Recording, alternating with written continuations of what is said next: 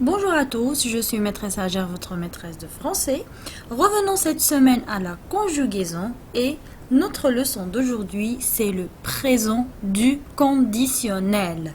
Donc, le conditionnel est un mode, donc ce n'est pas un temps.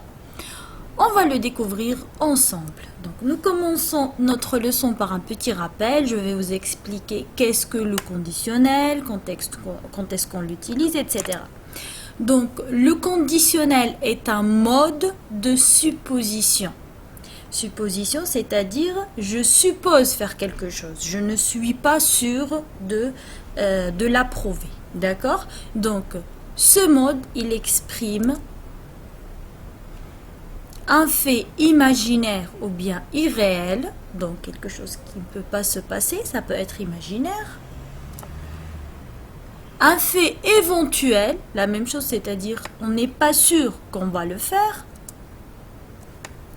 On peut aussi l'utiliser pour exprimer une politesse, d'accord? Donc un propos de politesse. Ou bien pour donner un ordre atténué, c'est-à-dire au lieu de dire ferme la porte, tu peux demander ça avec politesse, avec une politesse, tu dis fermerais-tu la porte s'il te plaît? Vous voyez, donc pour donner un ordre atténué, on utilise le conditionnel. Pour les terminaisons maintenant de ce mode, c'est très facile parce que tous les verbes de tous les groupes, les verbes des trois groupes ont les mêmes terminaisons. D'accord? Donc au présent du conditionnel, les terminaisons sont RAIS pour je, RAIS pour tu, RAIT pour il, elle et on, RIONS pour nous, RIEZ pour vous et RAIENT pardon, pour il et elle avec S. Donc sûrement que vous avez remarqué que dans ces terminaisons, vous voyez la terminaison de l'imparfait que vous connaissez très bien. Donc le AIS, AIS, AIT, IONS, IEZ, IENT. Mais dans le conditionnel, vous allez voir le R avec la terminaison. Autrement dit, comment on forme un verbe au conditionnel? Ou bien comment on conjugue un verbe dans le mode de la condition, qui est le conditionnel. Le conditionnel est formé de cette manière. Concentrez-vous très bien. On prend la base du verbe conjugué au futur et on lui rajoute la terminaison de l'imparfait. Du coup, ça va nous donner une terminaison de l'imparfait qui commence avec un R, tout simplement. Donc, pour apprendre la terminaison du conditionnel, ça ne va pas prendre beaucoup de temps puisque vous connaissez par cœur celle de l'imparfait qui est AIS, AIS, AIT, IONS, IEZ, IENT. Et avant tout ça, vous allez mettre un R avec toutes les personnes. Tout simplement, c'est ça. Donc, je vous donne quelques exemples. Je vais prendre un verbe de chaque groupe. Le verbe aimer, c'est un verbe du premier groupe. Aimer au futur, c'est j'aimerais, à la fin, RAI.